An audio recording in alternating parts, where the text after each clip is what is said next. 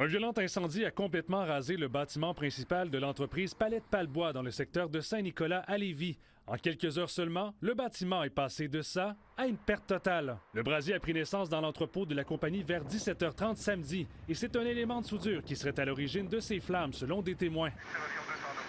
Quelques minutes après le début de l'incendie, un large nuage de fumée noire était déjà visible à des kilomètres. Je revenais de Sainte-Marie, par l'autoroute, et puis j'ai vu la fumée au loin, donc je dis à ma conjointe, on dirait que ça brûle derrière chez nous.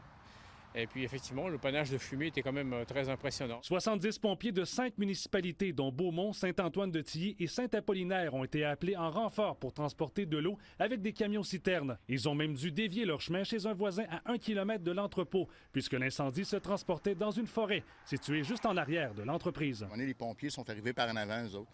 Puis ils nous ont demandé de faire passer sur le terrain. Puis c'est là qu'ils nous ont appris, en fait, que justement, là, ça a commencé à se propager au bois. Bien là, naturellement, là-bas, c'était du bois, ça avait explosé, tout ça, mais que ça commençait à se propager à la forêt. Le service incendie de Lévis a dû demander l'assistance de 2 avions citernes de la Sopfeu pour maîtriser cette partie de l'incendie.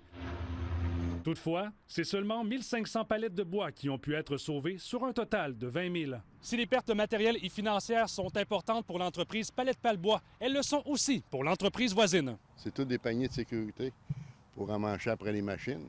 Ils sont finis. Des affaires à peu près de 50 000 chaque. Vous évaluez à peu près à combien Une coupe de 100 000. Là, j'ai rentré dans la bâtisse pour aller chercher des clés parce qu'on voulait déplacer tous les équipements pour pas que ça brûle. Fait c'est ça qu'on a fait. On a fait notre possible. L'incendie a été sous contrôle 7 heures plus tard, soit vers 2 heures du matin. Et même si personne n'a été blessé, c'est 15 employés qui se retrouveront sans emploi dès lundi. Kevin Dupont, TVA Nouvelles, à Saint-Nicolas.